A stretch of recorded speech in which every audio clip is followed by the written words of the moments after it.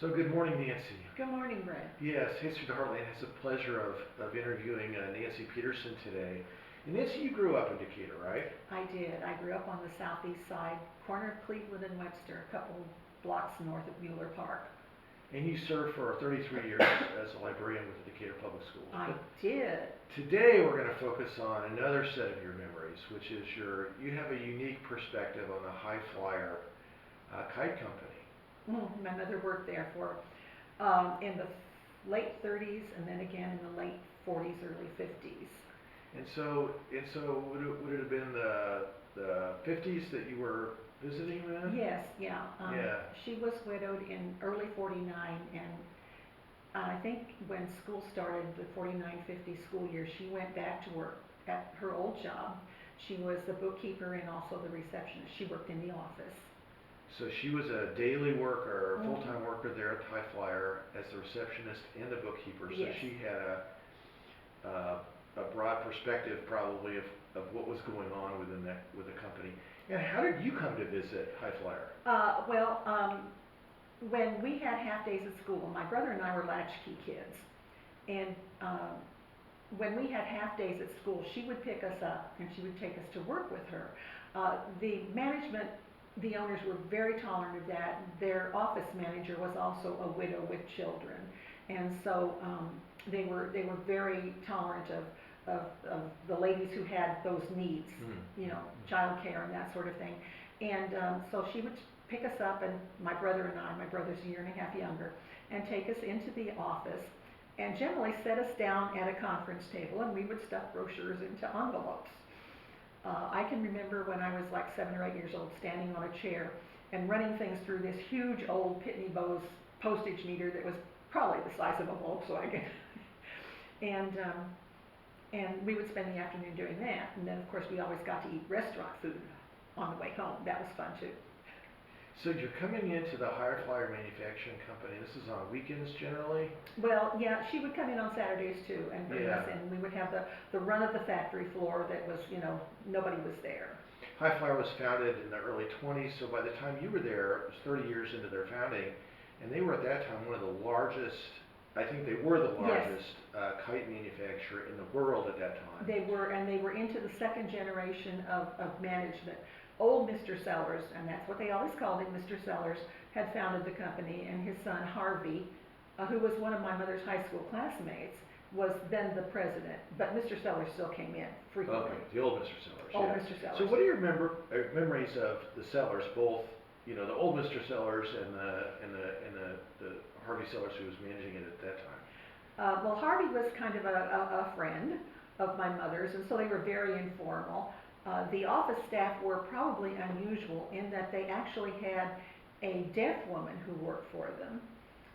She was the billing clerk, and she typed invoices through her typewriter, just like rolls and rolls and rolls of invoices. But then, of course, he had 2 widows who had small children.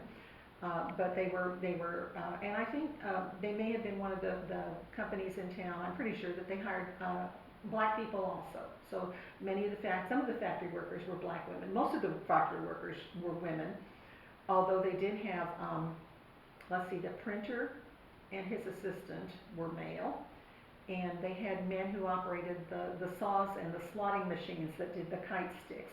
But the pasters, which was what they did, they were women. So, what are your memories of the kind of the factory layout? Were there tables? What kind of space was it? Okay, there was the pasting floor had tables all around that kind of on an angle, and forms that they slapped the paper on. Ran strings around pegs, then pasted around the edges and flipped tabs over the strings to make the kites. So the shape of the kite was cut from paper, yes. And then they would fold it and paste that paper around the frame. And they printed their kites on site too. Oh, the printing room was huge and noisy, and the smell of printer's ink will always be with me. But Yachts Novak was the printer, and his assistant was named Amos. I remember them. Yachts always had butterscotch there. And so, we would mooch from Yachts. Yeah. The printing presses were huge and noisy. And then they would cut the kite forms with these huge machines that occasionally took a finger off. You know, they didn't have shields and guards back in the 50s, and OSHA did not exist. Yeah. And then the scrap paper, sometimes they would make, if the scraps were big enough, they would do little writing pads, tablets off of them. Oh. And so you would get a red one or a blue one or whatever the kite color was. So, and this was on, if I recall correctly, East Wabash Avenue? East Wabash, between Water Street and Broadway. It was Broadway at the time. Okay, so yeah. on the edge of the Levee District Yeah, there. on the north side of the street. Yeah. And was the factory crowded? Were there lots of people working there? I really don't know how many people there were working there, but it seemed to be an adequate space, you know, and things flowed fairly well through the thing. They did have a plant engineer who made sure that all the machines were working right. I do know that they got the kite stick material from southern Illinois. A lot of it was cottonwood. And then, of course, I don't know where the paper came from, but it came in these enormous sheets that they would print out. And then there were like, I think 6 kites to a sheet or something like that. Okay. And were these mostly conventional kites? Like They were mostly the conventional kite shape. Yeah. They did do a 3-stick kite that was hexagonal. Oh. I don't think it ever really took off. They had box kites. Okay, yeah. And they also did balsa wood gliders, little airplanes that you know, glide around. I remember one time, and this would have been in the early 50s, they got this enormous order from the U.S. Navy. The Navy, the 6th Fleet was going into the Mediterranean. And so they ordered millions, literally millions of kites with hello from the 6th Fleet in the languages of all the countries around the Mediterranean. That was quite a coup for Mr. Sellers. Yeah, so it was big public relations for the Navy. Yeah. That's interesting, yeah. Do you recall, were these colorful kites or what? Oh yeah, red or green or blue or yellow. They didn't do much with white unless it was an advertising run, and you know. But yeah, kites in all colors. Yeah. And I can remember we used to test fly the kites. Oh, you did? In my grandma's cow pasture. Wow. You had to look up and down at the same time. But when they started with the 3-stick kite, we would go out on weekends and fly kites and then report back how they acted. Okay.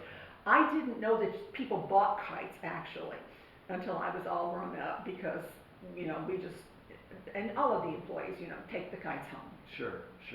And did you have any interactions with Mr. Sellers at that time? Oh, he was a sweetie.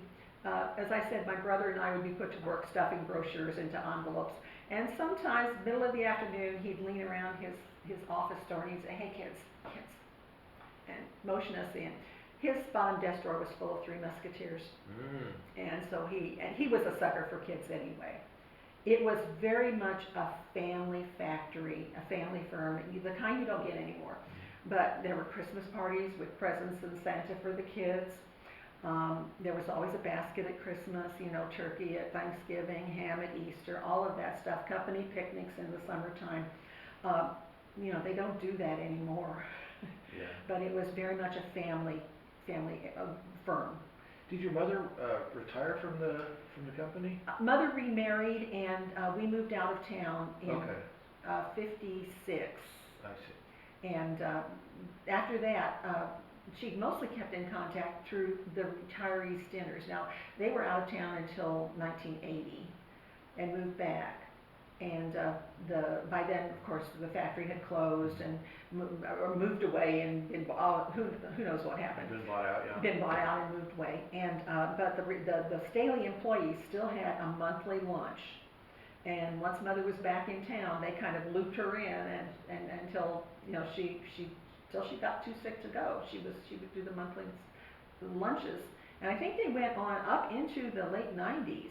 Because so this was the Hi-Flier employees? The Hi-Flier employees, yeah. Interesting. So they continued to get together even after the company closed. They did, yeah. Well, that's fascinating. Well, thank you for sharing those memories of the Hi-Flier Kite Company, kind of an inside look at what that was like. A great Decatur company. It was, yeah, and as you said, the largest kite manufacturer in the world there for a while. Yeah. So this is History of the Heartland with Nancy Peterson. Thank you again, Nancy. You're quite Appreciate it. welcome.